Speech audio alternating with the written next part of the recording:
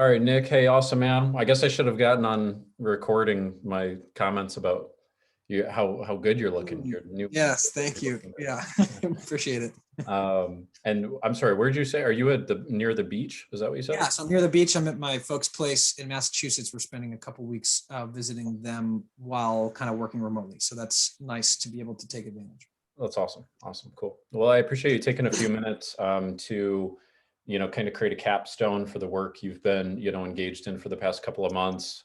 Sure. Do a kind of a final reflection on what you've accomplished, and, kind of pass it on in the form of a gift to somebody else who might need to hear it. And I'm really excited about speaking with you because, um, you're somebody who is not the typical type of person who would be the first person to kind of raise their hand and say, hey, you know what, I'm feeling a little stressed. I'm feeling a little overwhelmed. I need to kind of, get a second perspective. I need to get some new tools. I find that, most men who are, very skilled, very, getting advanced in their career like yourself are not usually the types of people who are first going to like say, oh, I need to do something here.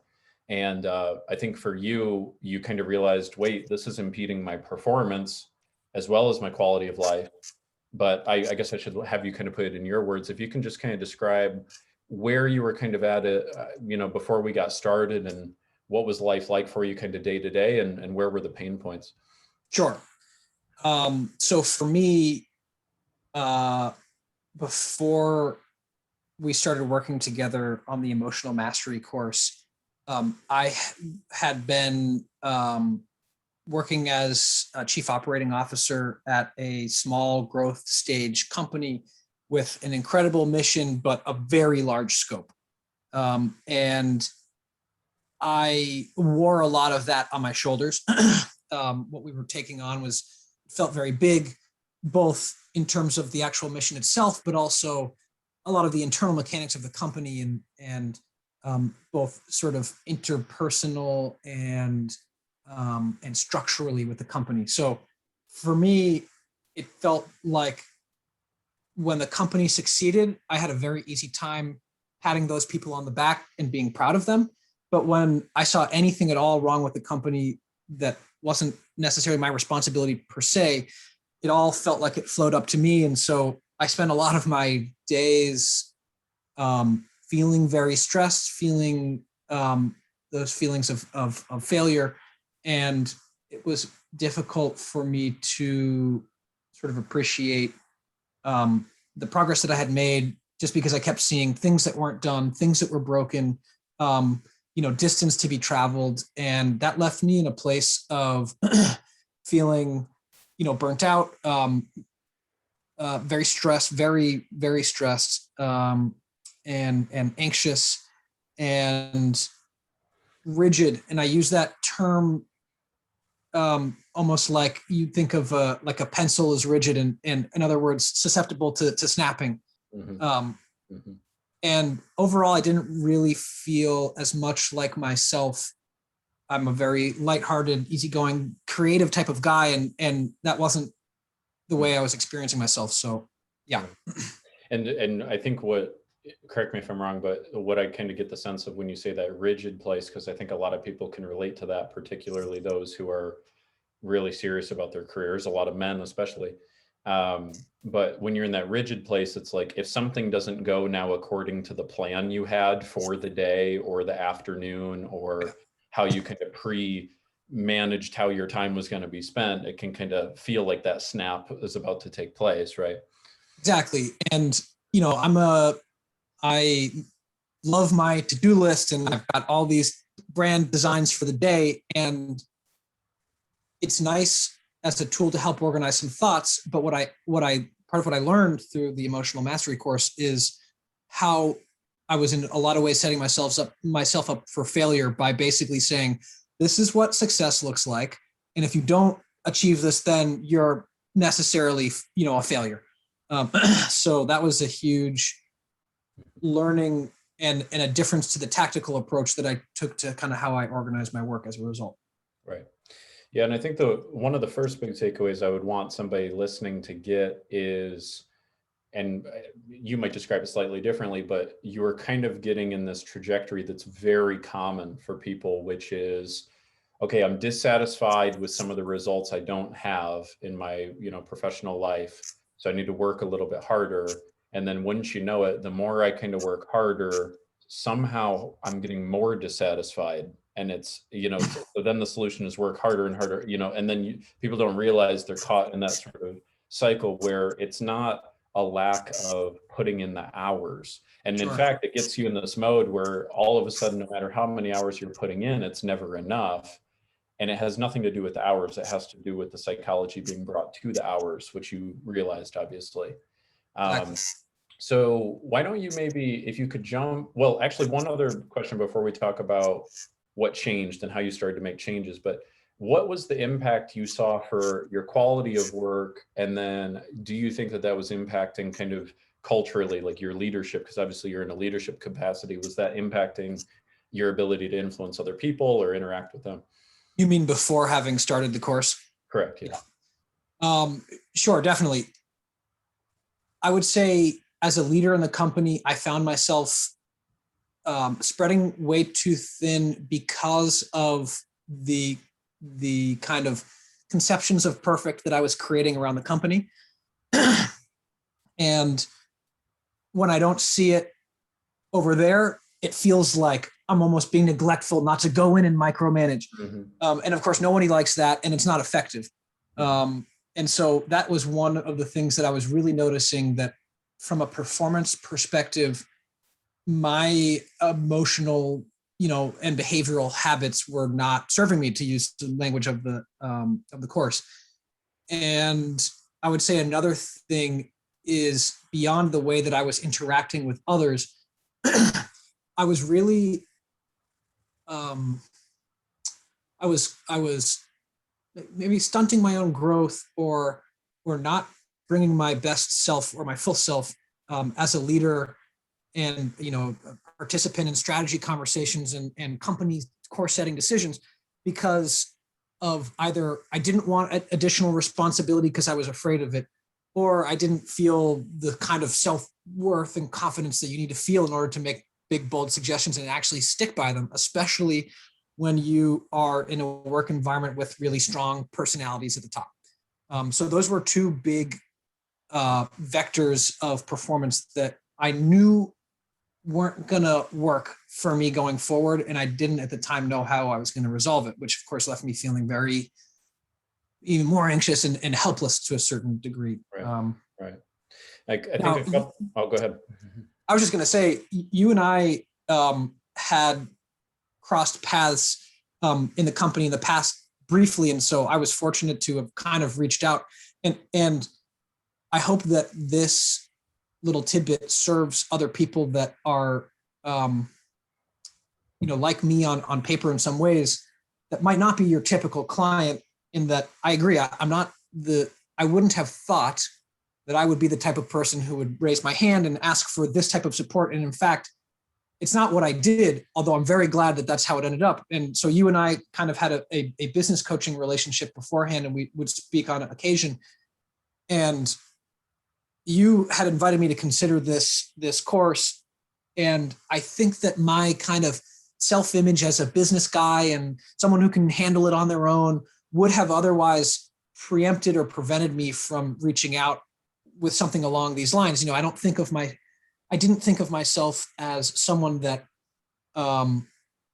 had, say, depression in some sort of textbook definition, or some of these other sort of conditions or self-descriptions. Although I did know that I was stressed, and I did know that I was anxious, and I thought it was just a performance.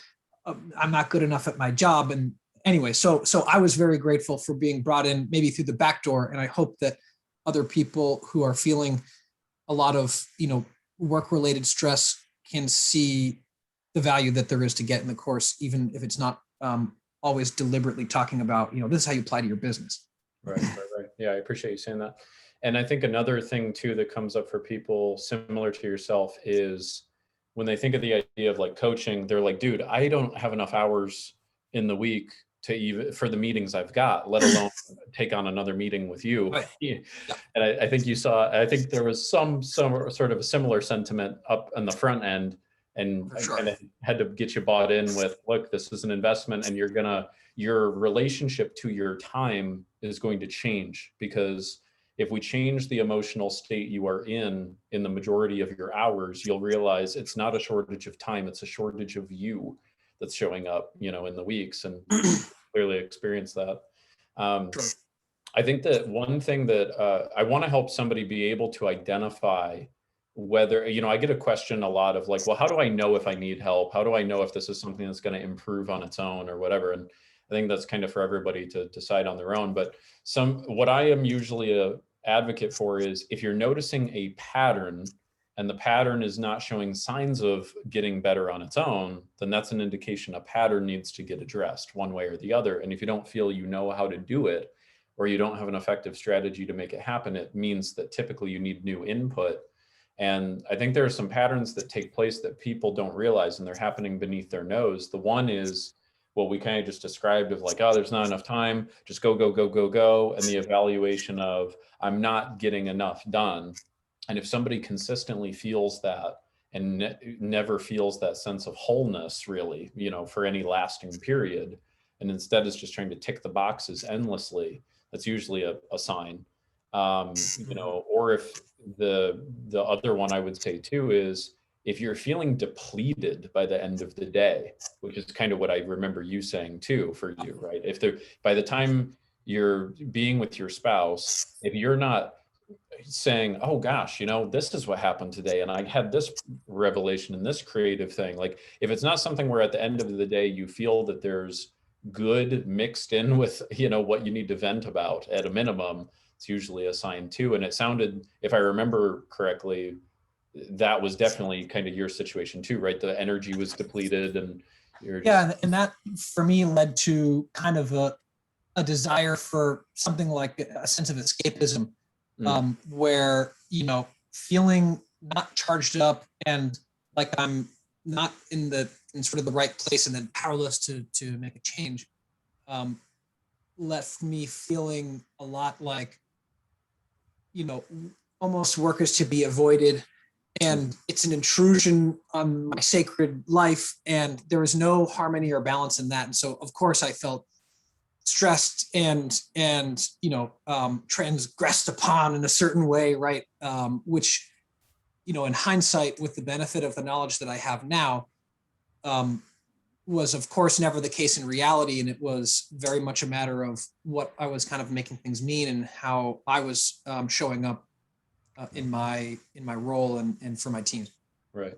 Yeah. And maybe another telltale sign too is, if you start to feel that you're resentful of the system that you're operating in, it's usually a signal. And co-creating, which is the worst part, is that I really felt a lot of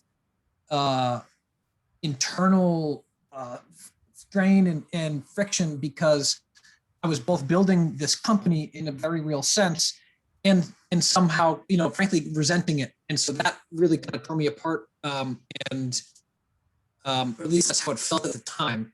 Right. So, yeah. Okay. So, and we have been working together on this for about 3-4 months, I think, somewhere around there.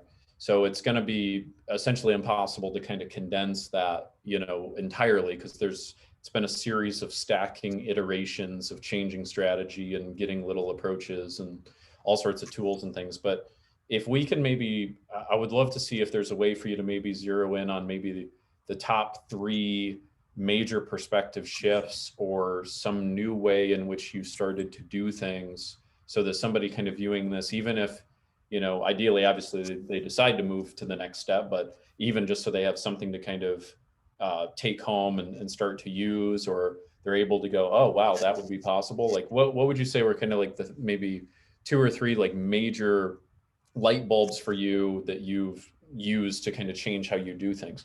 Sure. Good question. So what comes to mind immediately is there is an exercise that is to a certain degree woven throughout the course.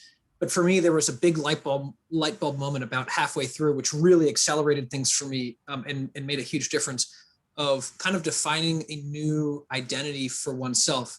And for me, um, you know, that new identity was named Stand Up Nick. And it was the most kind of empowering version of myself. And what we worked on was activating that and rejecting the old Nick, which was, lives in anxiety and I can't, and it's too much, and I don't know, and so on and so on. It took, I would say, it wasn't, just hearing that concept then allowed me to grasp it fully. I needed to do the homework and to lift the weights, so to speak.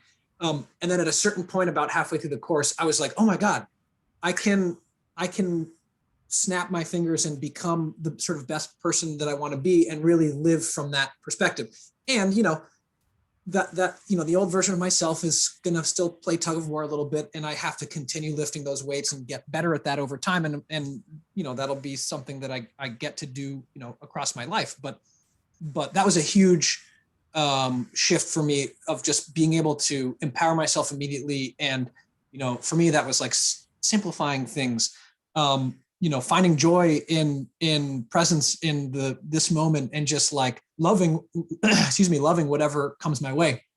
So that was a big tool for me that really was a phase shift. Another thing was in investigating my core values and how I'm fulfilling my fundamental human needs, and realizing that through the exercises of the course, that not only are they conflicting within one another, is that, I want adventure, but I want certainty, or I want this and I want that. And not that they can't coexist, but the way that I needed to fulfill one actually killed the other, and vice versa. So rethinking, realizing those conflicts, realizing that I was basically systematically setting myself up for frustration and stress and anxiety. That was a huge light bulb moment. And then going the next step from this position of stand-up Nick, and from who, I feel is my best self, so to speak, redefining what those core values are for me, and creating really simple, everyday rules that help me feel and fulfill those things, so that at the end of the day, my work day could have been firefighting and all this stuff, but I got to type on my keyboard, and like, isn't that a miracle? And I can actually enjoy that with mindfulness and presence in a way that normally I'm just like, annoyed in the past. So that was a huge thing as well. It was a big toolkit that I keep with me beside my desk at all times, just to help me stay in that. Yeah. There's so many awesome things about what you just shared that I think are worth, taking a look at. The one thing is, what a lot of people don't realize is, I gave you the metaphor of like, would you use, a Windows XP computer from 20 years ago to do your work today? And everyone would say, no, absolutely, of course not, right? And so, then I shared with you, okay, well, that's kind of like how most people live their life. Is they've got the old programming that they've had for 20 years that's still driving their decisions. And most people will never ever figure out what is actually the code of that programming, nor will they ever decide what is the operating system I actually need to choose in order to get me where I want to be. And that's what you're talking about with the values thing, where you felt that tug of this versus that. And people don't realize that their old programming is creating glitches, and the way in which that system is set up for so many people, instead of this mode of like, it's a scarcity of how much time I'm spending to produce what I need to produce. What I helped you see, I hope, and what I want other people to get, is that it's more that the way in which you've written the rules of the game is destining you to never really feel that you're winning, if that old programming is what stays. And I think you realize that you got to like see that and go, holy shit, if I keep this programming, what is that going to cost me emotionally? I'm going to get so burnt out. I'm going to get so stressed. I'm going to this. I'm never going to feel good. It's all the same basic stuff every human experiences in different iterations. And you were able to now go, wait, I can set this up how I want. I can be the leader of how I feel. I can be the leader of how I decide. I can set this system up how I want to, and I can make sure that there's order to it. And I don't have to feel confused or a lack of clarity or burnout. I can align it where I need it to go.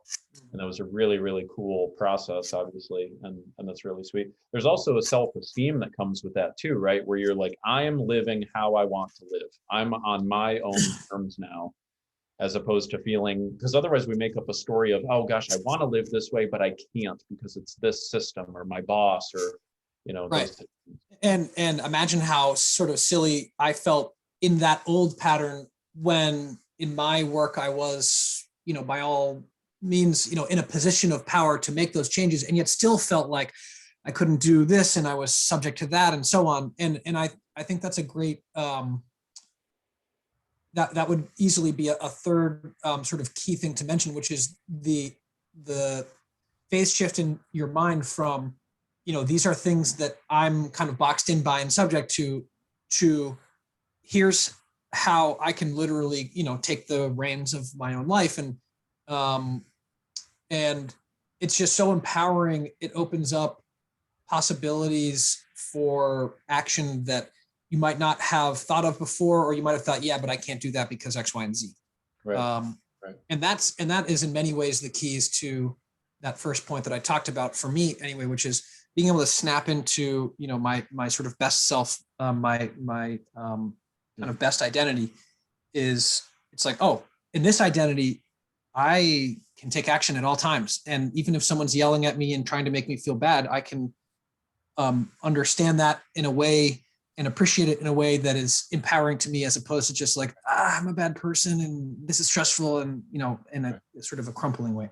I know we had, I think, a few calls where you were kind of getting this into your nervous system, where there's such, my clients who I do this with experience this dichotomy where in the wrong state, it is impossible to see what is right under your nose. Like if you're in the disempowered state, and we all have that side, we all have that one pattern. When we're in that state, people could be feeding you strategy and yeah, but you don't get it, you don't understand, and it just, nothing sticks to you. And nothing seems possible, right? There's no decision making. We all have that state that is just, as I language it, unresourceful. There's nothing resourceful about it.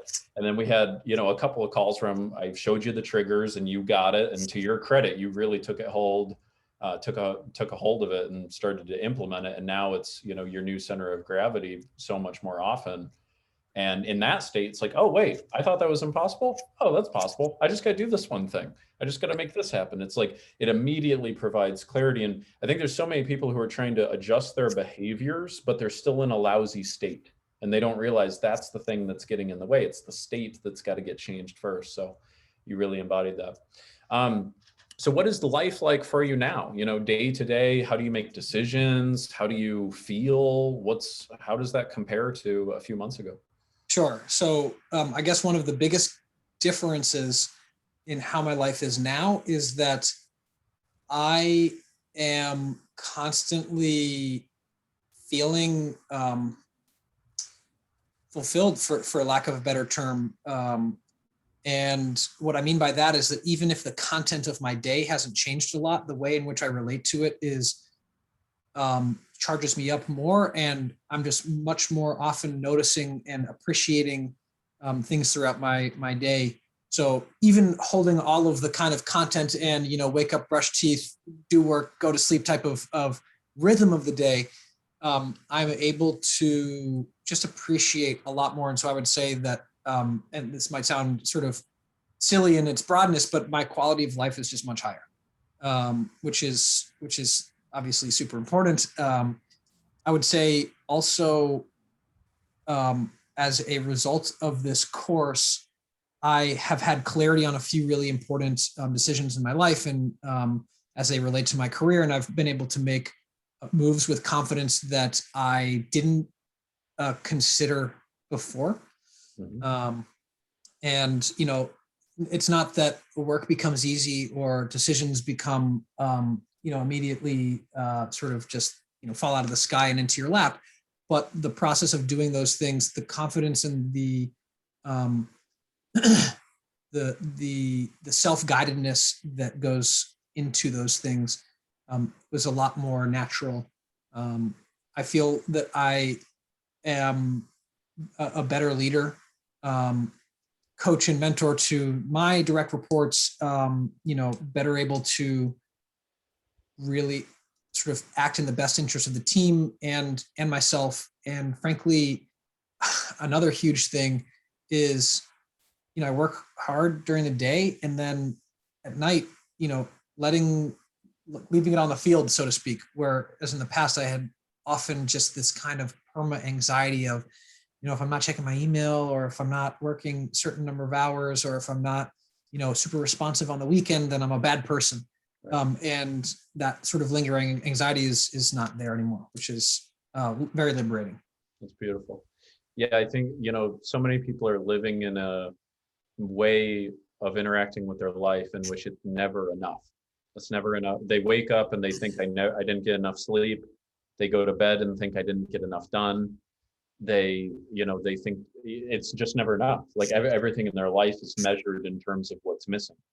And it sounds like one of the fundamental shifts for you is you're now seeing what's there, and it's amazing as soon as that shift occurs, how much there is there that you weren't seeing. It's really awesome. Two final questions I have for you. The first one is, if you were going to sum it up, in the old way, life was about what? Like, what was the dominant focus or the dominant drive of life? And then I'm curious now, what is the dominant drive of life? Like, life is about what now? Sure. So I'll borrow some of the wording that you just used, which is that a life before was about what was missing, and life now is about what is present. Yeah. Beautiful. Yeah, that's as close to poetry as I'm capable of. That's beautiful. Well, you did teach me some Latin, I think, over the time we were working. Yes, amor fati, which is a huge sort of central philosophy and thing that came through in the coursework for me. So. Right. Why don't you share that with the audience? I'm curious. Sure. Can you do that again? Yeah. Yeah. So amor fati simply means love of fate, and what it means, more deeply is that, there are things that you can control in life and things that you cannot. And, whatever shows up to you uninvited, you have a choice. You can be pissed off about it, or you can just go, wow, this is like a part of my life, and that's awesome. And even if it's a sad thing or a bad thing, you can treat it like a curse, or you can just, be in awe of life and let that be part of your story. And from time to time, look back and appreciate all those highs and lows for what they were. But in real time, just go, okay, this is cool. This is how my life is going. And it, without having, all that built-in negative judgment that is often there by default. And I know you're reading a lot of Stoicism too, right? And so it's really that idea of whatever comes to you serves you as you choose to make it so, right? Right. Exactly. Yeah. Beautiful. Yeah. Beautiful. Awesome. So, if you were speaking to, a young man or woman who's, really in the day-to-day grind, right? That's really kind of what you were experiencing, just that real grind mode. And life is about, oh gosh, it's missing. What am I not doing? What would you kind of give as, some words of advice to that individual if you think of yourself from a few months ago, kind of stuck in that hypnosis and such? What would be the central message you'd want them to get? Sure. Well, geez, I guess I would want to recommend the course for sure. I mean, literally, there's so much in there that, any one pearl of wisdom couldn't possibly do justice to the emotional mastery course. Beyond that, I would simply advise them to invest in themselves. There's literally no better use of time or money into making sure that you're better than you were yesterday. And the excitement that comes with knowing that tomorrow you're going to be even better than you are today. It just opens your world. It opens opportunities. It just means that if you solemnly swear to be better today than you were yesterday, then just life is only going to improve. And that's a really cool and empowering thing. And it's not easy. but it's something that you can do, whether it's with a course like this or through any other, there's a million and different ways that you can work on yourself. But this worked well for me. Yeah, I think that's beautiful. And the one thing I want to make sure the audience gets to is, it's all well and good to see somebody at this stage in the journey. And I think for a lot of people, they're at point A, they see someone at point Z, and they go, no way in hell is that gonna, be possible, and so forth. And the thing that was awesome about you is you literally raised what the standard of what you expected from yourself through this process. And that was a really beautiful thing to see, is you were leading other people, but you really took it upon yourself to lead yourself to a new paradigm. And I just really want to, first of all, just honor you sincerely for that, because it takes a lot of courage. It takes a lot of consistency. It takes, yes, a sense of discipline, but honestly, I think it takes a sense of honesty about what you're willing to tolerate and not. And very few people will do that. And, you obviously separated yourself as one of those people, and, no smoke up your ass. You really deserve the credit for that. And I want people to get that that's really what it's about. It starts with a decision of, I'm no longer settling for how it is. I may not know exactly how to get to where I got to go, and I might need guidance or whatever I got to do, but the only way forward has to be forward. And you really made that happen. And I would say to anybody who is considering the course or who is just getting started, indeed, like, you got to do the work. And I know that is enough to scare some people off, and they might feel like, I don't have the time, or I don't have this or that. This is really the essence of what I mean by self-investment, is that, you're literally putting some part of you into this bank now, knowing that it will grow in the future. And if you don't make those deposits, you just have no reason to expect that there'll be some pot of gold at the end of the rainbow. And so indeed, for me, it was about, every day for, the first hour or however, much it took to get through a particular module, going through it. And there's a lot of good stuff in there, and it takes time. But to do it consistently, and to do it with the intention of getting the value out of it, because there's a way, you'll see when you do the course that there's a way to do it where you just check the boxes. I answered Ty's question, submit. I watched the video, submit. And that is not going to do it either. So when you're going through it with the intention and the expectation that I'm a better, stronger, more confident, more fulfilled person on the other side, you got to feel the weight tearing your muscle tissue. Otherwise, you can't expect to get stronger as a result. Right. That's right. Awesome. I love it. I love it. I love it. Well, you're a beautiful soul, Nick. No bullshit. You're a great guy, and the impact this is going to have for the teams that you go on to lead. And I'm just really enthused. And at this stage in somebody's path, I'm always just imagining, like, where things are going to take them now, and how many more moments of joy will be experienced, because of that would have otherwise maybe been lost, and it's a really exciting thing. So I really appreciate you sharing, and being open, and using your story as a gift for other people, and passing it on. It's a really beautiful thing. I have one more thing I want to talk with you about after I end the recording, if you got 60 seconds, but yeah, sure. Just for today, again, thank you so much for sharing everything. I really appreciate it. Yeah. And Ty, as I've said to you privately in the past, I can't thank you enough for the coaching, support, dedication, frankly, skill and knowledge that you've been able to bring to the table for me, and certainly couldn't be here without you. And so it's my pleasure to, however I can, help you in your mission to have this type of impact on more people. Thank you so much. All right. Certainly.